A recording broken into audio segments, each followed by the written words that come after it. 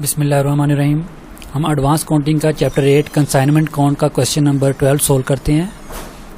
Moon textile mills Faisalabad consign goods to the Azam trader in the Lahore. Moon Faisalabad की textile मिल है, वो आजम को कपड़ा भेज रही है लाहौर, ठीक है। To be sold at the or above invoice price, invoice price के ऊपर उसने सेल करना है। Azam trader is get the 10% commission on the sale at the invoice price. 10% उसे कमीशन मिल रही है इनवाइस प्राइस पे सेल करने पे। 20% एनी सरप्लस रियलाइज्ड, अगर उससे ज़्यादा के सेल करेगा तो उसे 20% कमीशन एक्स्ट्रा मिलेगी। Moon textile mills draw on Azam trader 60 days sight for the 80% of the invoice price. 80% का उसने बिल ड्रा कर दिया, bill of exchange. The balance of the sales proceed being remitted by the bank draft by the Azam. जो balance था वो bank draft के जरिए भेज दिया। After deduction of their commission immediately upon the sale, sale के ऊपर जो उसकी कमीशन थी वो डिडक्शन करने के बाद उसने वो अमाउंट भेज दी उसे वापस। During the year the 31 March 2017 Moon textile mills Faisalabad consign to the Azam trader goods whose total cost including the freight was 1,50,000। जो उसकी टोटल कास्ट है 1,50,000 की है। The invoice price of the which was the 2,25,000। उसकी जो इनवाइस प्राइस है, हम invoice price से इसे रिकॉर्ड करेंगे। जो इसका जो डिफरेंस होगा उसको अपोजिट साइड पे उसकी एडजस्टमेंट के हिसाब से एडजस्ट कर देंगे। यानी 2,25,000 में से 1,50,000 को माइनस करें तो 75,000 इसकी एक क्रेडिट साइड पे एडजस्टमेंट हो जाएगी। 2,25,000 के साथ good sent on consignment debit side पे आ जाएगा। Sales by the Azam trader during the year amounted rupees 2,05,000। उसने 2,05,000 की सेल की है। Good sold unsold 31 March 2007 with the Azam trader were the invoice price 67,500। जो उसकी इनवाइस प्राइस है 67,500 है। Cost including freight 45,000। जो उसकी कास्ट प्राइस है वो 45,000 है। तो moon textile mills had received from the Azam trader bye the bank draft the amount becoming due. जो उसकी अमाउंट ड्यू थी वो उसका उसने बैंक ड्राफ्ट भेज दिया। Leaving the proportion advance as a the balance with them. जो उसका एडवांस था उसको प्रपोर्शन एज ए लिविंग करके show the ledger account in the book of the Moon textile mills Faisalabad regarding the above the transaction. यानी consignor की book के अंदर जो अकाउंट है वो बनाएं। अब यहाँ पे 2,25,000 की उसने गुड्स भेजी हैं जिसकी कॉस्ट प्राइस 1,50,000 है। अब 2,05,000 की उसने गुड्स भेज दी हैं। अब इसमें से हमें कुछ परसेंटेज निकालनी पड़ेगी। जो अनसोल्ड है वो कितनी है, उसकी जो इनवाइस प्राइस बनती है वो 67,000 है अनसोल्ड की, कॉस्ट प्राइस उसकी 45,000 है। तो अब इसकी हम अनसोल्ड की रेशो निकाल के उसके मुताबिक देखेंगे कि उसने कितने परसेंट चीज़ें सेल कर दी है। तो उसके मुताबिक उसको हम फिर एडजस्ट करेंगे। यहाँ पे इसको सोल्व कर लेते हैं। Good sent on consignment debit side पे आ जाएगा 2,25,000 के हिसाब से। फिर उसके बाद इसके अंदर उसके एक्सपेंस भी इंक्लूड हैं। इसको देख लेते हैं ये कैसे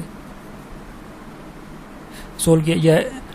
गुड सेंट ऑन कंसाइनमेंट 2,25,000। ये कमीशन की अभी कैलकुलेशन करते हैं। अभी ये जो उसने सेल किया 2,05,000 है। और उसके बाद इनका जो डिफरेंस है 2,25,000 और 1,50,000 जो उसकी कास्ट है, उसका जो डिफरेंस था 75,000। उसकी एडजस्टमेंट ये देखें 75,000 के नाम से यहाँ पे लिख दी गई है, ठीक है। उसके बाद है जो स्टॉक रिजर्व हो गया 25,250। ये कमीशन कैसे कैलकुलेट हुई है इसको मैं बताता हूँ। अब स्टॉक ऑन कंसाइनमेंट ये जो एडजस्टमेंट है ये अनसोल्ड स्टॉक है, तो ये भी इसकी कैलकुलेशन ये उसने अनसोल्ड स्टॉक उसने खुद बता दिया। इनवाइस प्राइस उसकी यहाँ पे ये देखें 67,500। ये अनसोल्ड स्टॉक उसने खुद बता दिया है, तो वो हमने यहाँ पे वैसे ही पुट कर देना। Unsold stock 67,500। अब ये कमीशन की अमाउंट और स्टॉक रिजर्व की अमाउंट, कमीशन की अमाउंट, स्टॉक रिजर्व जो है वो अनसोल्ड स्टॉक के अगेंस्ट उसकी एडजस्टमेंट आ जाएगी। अनसोल्ड स्टॉक कितना है वो है 67,500। उसके अगेंस्ट एडजस्टमेंट यहाँ पे उसको अंडरस्टैंड कर लेते हैं। अब good sent to the consignment at cost price कितनी है 1,50,000 की।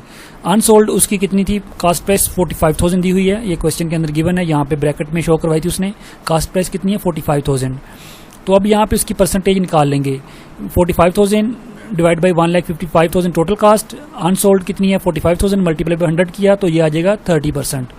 तो इसका मतलब है उसने 70% चीज़ें बेच दी हैं। तो 1,50,000 का हम 70% लेंगे तो वो कितना बना 1,05,000। इतनी कास्ट की उसने प्रोडक्ट यानी जो क्वांटिटी की प्रोडक्ट थी वो जो उसके पास क्लॉथ था वो बेच दिया है 1,05,000 का। अब इसकी हम यहाँ पे कैलकुलेशन कर लेते हैं। उसकी इनवाइस प्राइस देखते हैं कितनी उसने सेल की है 2,25,000 मल्टीप्लाई बाई 70%। 70% बनेगा 0.7 ये बना 1,57,500, यानी 1,57,500 की इनवाइस प्राइस की उसने प्रोडक्ट सेल कर दिया है। तो इस पे उसे कमीशन कितना मिलेगा, इस पे कमीशन था उसे 10%, तो इसका 10%, इसका एक जीरो कम हो जाएगा, तो 15750 ये इसका कमीशन आ जाएगा। ये रहा, ये उसने कमीशन निकाला है, ये देखें 1,57,500, इसका कमीशन आ गया 15750, 15,750। अब एक्सेस अमाउंट कितनी उसने सेल की है, 2,05,000 की उसकी उसने सेल की है। जो उसकी अमाउंट इनवाइस प्राइस की बन रही थी 1,57,500, 2,05,000 में से 1,57,500 को माइनस करेंगे तो 47,500 आ जाएगा। 47,500 पे एक्सेस पे कमीशन कितनी चार्ज करनी थी, वो थी 20%, तो 20% इस पे कमीशन चार्ज की तो वो बनेगा 9,500। 15,750, 9,500 इन दोनों को जब ऐड कर लेंगे तो 25,250 इसका टोटल बन जाएगा कमीशन का, वो जो कि हम यहाँ पे कमीशन की वैल्यू पुट कर देंगे 25,500। अब ये उसके बाद है स्टॉक ऑन कंसाइनमेंट, ये उसकी वैल्यू यहाँ पे उसने स्टॉक रिजर्व के नाम से दी हुई है 22,500, तो वो आप उसका निकाल लें इनवाइस प्राइस, वो यानी कितने परसेंट उसने सेल कर दी, 30% उसकी रिमेनिंग रहती है। स्टॉक ऑन कंसाइनमेंट कितना है, वो है 67,500, इसका 30% आप निकाल लें तो वो 67,500 मल्टीप्लाई बाई 0.3, ये आ जाएगा 20,250, 67,500 का। अब यहाँ पे आप इसका यहाँ से डिफरेंस लेके कैलकुलेट कर सकते हैं, 30% से ना करें कैलकुलेट, आप यहाँ से कैलकुलेट कर लें। 67,500 है, उसकी कास्ट प्राइस उसने यहाँ पे क्वेश्चन में दी हुई है, वो है 45,000। 67,500 में से 45,000 को माइनस कर दें, क्योंकि इसके कुछ एक्सपेंस भी हैं वो एडजस्ट होने थे, इस वजह से यहाँ पे अमाउंट कम आ रही थी। तो आप यहाँ पे इसको इस तरह एडजस्ट कर लें, 67,500 माइनस करें इसमें से 45,000, तो ये आ जाएगा 22,500। तो इस तरह उसने ये उसकी एडजस्टमेंट की हुई है यहाँ पे 22,500 स्टॉक रिजर्व से। तो इस तरह ये क्वेश्चन यानी इसका कंसाइनमेंट कौन कंप्लीट हो जाएगा। उसके बाद है ये उसने सेल की है, वो यहाँ पे उसकी डेबिट साइड पे शो हो जाएगी। जो बिल रिसीव किया था वो 2,25,000 यानी उसकी इनवाइस प्राइस का 80% था, वो यहाँ पे आ गया 1,80,000। एक कंसाइनमेंट उसकी कमीशन आ गई 25,250, और उसके बाद है बैंक बैलेंस, वो उसका जो रिमेनिंग रह जाएगा वो बैंक बैलेंस हो जाएगा। इसके अलावा उसने बोला था जो एडवांस है उसका 80% वो आ जाएगा उसका अनसोल्ड स्टॉक के साथ, उसकी एडजस्टमेंट होनी है। 67,500 का 80% लिया, वो बना 54,000। अब टोटल किया ये 2,59,000, बाकी जो बैलेंस बन जाएगा उसके बैंक के अकाउंट नाम से वो डेबिट हो जाएगा। तो इस तरह हमारे पास क्वेश्चन 12 कंप्लीट हो जाएगा। अभी सोल्व कर लेते हैं क्वेश्चन, एक इंपॉर्टेंट क्वेश्चन है, क्वेश्चन नंबर 16। इसमें अब नॉर्मल लॉस आ जाएगा, वो उसकी कैलकुलेशन भी आ जाएगी, और प्लस इसमें अनसोल्ड स्टॉक भी आ जाएगा। 16 क्वेश्चन है, 1,000 bicycle were consigned by the Sarab company limited of the Lahore A and company Colombo at the invoice cost of the 500 each. उसकी कास्ट के प्राइस के मुताबिक उसने वो गुड्स भेजी हैं। यहाँ पे इनवाइस का कोई जिक्र नहीं है, इसका मतलब कास्ट के हिसाब से है, तो इसकी कोई एडजस्टमेंट भी नहीं होगी। तो जो अपोजिट साइड पे एडजस्टमेंट करते हैं, 1,000 बाइसाइकिल मल्टीप्लाई 500 करेंगे तो टोटल उसकी जो गुड्स एंड आ जाएगी 5 लाख की।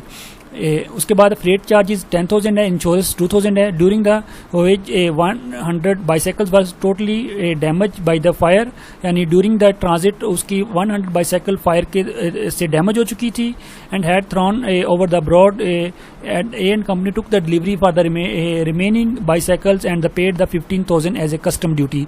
ये एंड कंपनी के यानी कंसाइनी के ये डायरेक्ट एक्सपेंस है। जब हमने अनसोल्ड स्टॉक कैलकुलेट करना है तो उस टाइम पे ये कंसाइनी के डायरेक्ट एक्सपेंस भी ऐड होंगे। पहले किसी में डायरेक्ट एक्सपेंस नहीं आए थे, तो यहाँ पे अब डायरेक्ट एक्सपेंस भी आ गए हैं, तो वो भी यहाँ पे एडजस्ट करेंगे हम उसके। And company had the send the bank draft 3 lakh का बैंक ड्राफ्ट भेजिया to Sarab company limited at the advance payment and the letter the sent account the sale showing the 800 bicycle उसने बेच दी हैं। अब टोटल उसके पास 1,000 में से 900 बाइसाइकिल रिसीव हुए हैं, क्योंकि 100 जो बाइसाइकिल थी वो फायर से डैमेज हो चुकी थी। तो 900 में से उसने 800 बेच दिए, तो इसका मतलब 100 जो बाइसाइकिल है वो अनसोल्ड स्टॉक है 750 के हिसाब से। Expense incurred by the and company godown rent and advertisement amounted ₹3,000, ये उसके इनडायरेक्ट एक्सपेंस है। And company entitle the commission 5%, उसे कमीशन मिली है। One of the credit customer not pay the 5 bicycle, एक कस्टमर ने उसके 5 बाइसाइकिल की अमाउंट पे नहीं की, तो वो बैड डेट्स हो गए। अब इसको डेल क्रेडिट कमीशन भी नहीं रिसीव हुई, तो अब ये एक्सपेंस किसके होंगे, कंसाइनर के एक्सपेंस होंगे। prepare the consignment count A and company and profit and loss count in the book of the Sarab and company, assuming that the nothing has been recovered from the insurance company. से कोई भी amount recover नहीं हुई. Defeat in the policy A and company settle their account the immediately A and company यानी consignee ने अपना account उसी time पे सेटल कर लिया. जितने उसने पैसे पे करने थे वो उसे एज ए बैंक ड्राफ्ट के तौर पे भेज दिया है. तो यहाँ पे सबसे पहले आ जाएगा इसको good sent on consignment 5 lakh से. ये क्वेश्चन 17 है, 16 sorry. Good sent on consignment 5 lakh की. उसके बाद उसके डायरेक्ट एक्सपेंस 12,000 थे, जिसमें से 10,000 यहाँ पे ये देखें 10,000 उसके एक्सपेंस रेट के, 2,000 उसके इंश्योरेंस के, ये एक्सपेंस आ जाएंगे. उसके बाद है एक एक्सपेंस डायरेक्ट एक्सपेंस 15,000 है. फिर उसके indirect expense godown rent advertisement उसके 3,000 है. फिर ये कमीशन आएगी. पहले उसकी सेल यहाँ पे लिखते हैं 6 लाख उसकी सेल बनी. 6 लाख सेल कैसे बनी, 800 बाईसाइकिल उसने सेल किए 750 के हिसाब से. तो 800 को मल्टीप्लाई कर दें 750 से मल्टीप्लाई करेंगे तो टोटल बाईसाइकिल बने 6 लाख की अमाउंट बनी. अब 6 लाख यहाँ पे पुट कर दिया. अब 6 लाख ये देखें 6 लाख यहाँ पे आ गया. अब उसके बाद है इसका कमीशन निकाल लेते हैं. कमीशन कितने परसेंट है, 5% है. इसको मल्टीप्लाई कर देंगे 0.05 से, डायरेक्ट यानी 100 पे डिवाइड हो गया. तो ये कितना बना 30,000 यहाँ पे कमीशन आ गया है. और उसके बाद है 5 बाईसाइकिल के जो अमाउंट थी वो बैड डेट्स हो गई है, तो वो भी रिकवर नहीं हुई. वो कोई डेल क्रेडिट कमीशन नहीं है, तो ये कंसाइनर के एक्सपेंस हैं. तो ये 5 × 750 के हिसाब से 3,750 उसके एक्सपेंस आ जाएंगे. उसके बाद है यहाँ पे उसका एबनॉर्मल लॉस, वो लॉस की कैलकुलेशन आ जाएगी. 100 उसके बाईसाइकिल डैमेज हो गए थे. 100 बाईसाइकिल को मल्टीप्लाई कर देंगे 500 से. तो 500 से मल्टीप्लाई किया, टोटल बना 50,000. अब इसमें एक्सपेंस भी आ जाएंगे. अब एक्सपेंस कितने हैं उसके जो कंसाइनर के हुए हैं वो 12,000 है. 12,000 को आप डिवाइड कर देंगे 1,000 पे. इसको 1,000 पे डिवाइड किया और मल्टीप्लाई कर देंगे. 100 बाईसाइकिल डैमेज हुए हैं, तो 100 डैमेज हुए हैं तो 1,200 एक्सपेंस हो गए. प्लस कर देंगे 50,000 उसका जो अनसोल्ड स्टॉक अभी ये इसने कैलकुलेशन की थी वो कितना बना 51,200. तो 51,200 यहाँ पे आ जाएगा एबनॉर्मल लॉस. उसके बाद है स्टॉक ऑन कंसाइनमेंट, उसके जो एक्सपेंस हैं कंसाइनर के 1,000 बाईसाइकिल पे आएंगे, कंसाइनी के 900 बाईसाइकिल्स पे आएंगे, क्योंकि उसे 900 बाईसाइकिल रिसीव हुए हैं.